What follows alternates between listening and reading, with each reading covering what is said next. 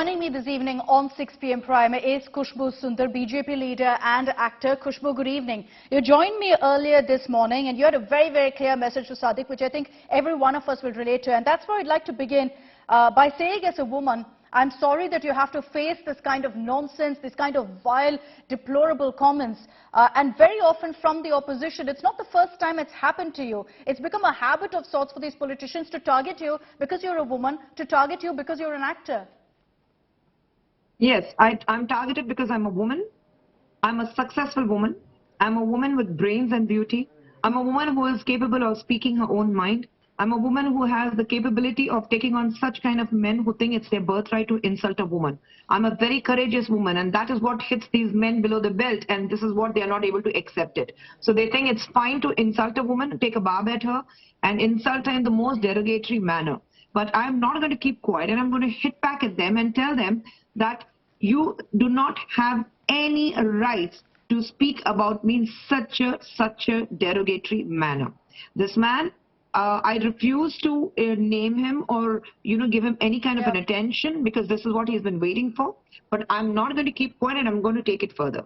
I'm glad you have. I said this morning as well, that the need of the hour perhaps is to name and shame these politicians, to ensure that they dare never really repeat these kind of comments, and know that we'll come at them if they do. Khushbu, you had a comment from Kanimozhi, a woman politician from the DMK, who unfortunately I'm sure has also faced several such attacks, several such vile comments. Is that enough, the fact that she's apologized, Khushbu, for what her leader has said?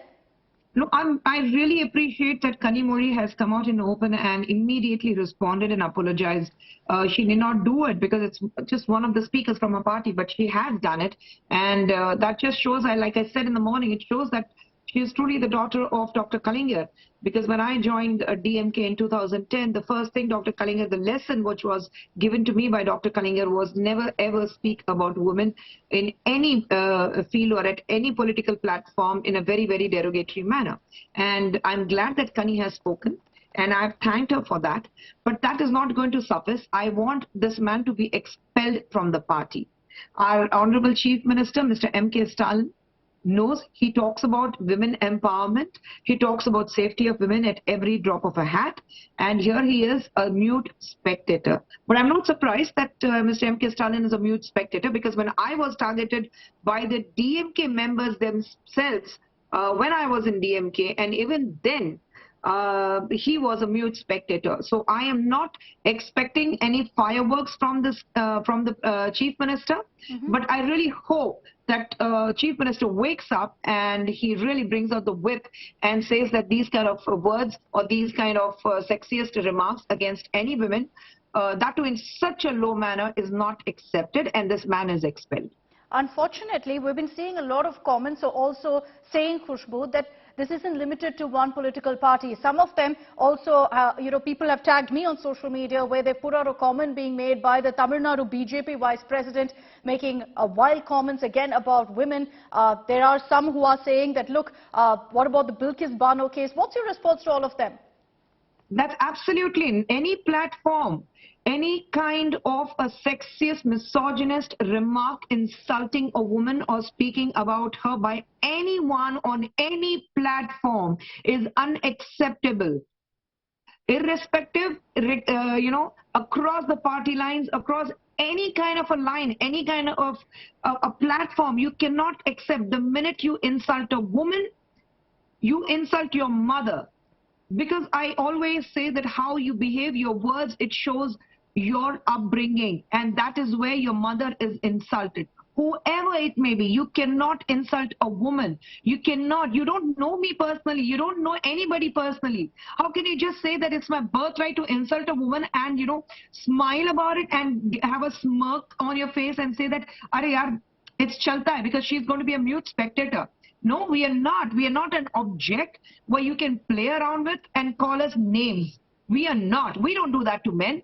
It's why is it it's only a woman's duty to, stand in the front and safeguard the morality of the society or the kind of background she comes from? No, the men are equal part, and there are times when men say we are way beyond women. These kind of misogynist men who refuse to accept women as on equal par with them, they think that it's fine to insult a woman. No, it's not. And I'm not somebody where you can insult me, call me names, and in such a derogatory manner, not only calling me and my other 3 colleagues as an item, he has gone on record saying that I am somebody who is easily available. That is the kind of words he has used. And I'm not going to keep quiet. I'm a wife, I'm a mother, I'm a daughter, I'm a daughter-in-law.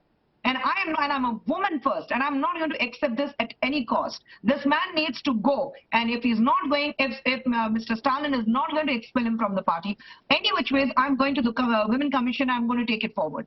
I'm glad you are. I'm glad you are, Khushbu. The need of the hour is to teach these kind of men a lesson and send across a message that these kind of comments are not okay. They have to think twice. They have to think sensitively when they talk about women politicians. And I think it comes back to the basics of ensuring adequate representation. Maybe that's where there will be finally a change in mindset. Khushbu Sundar, appreciate you joining us and laud you really for taking such a tough stand and taking this man head on. Thank you very much for joining us here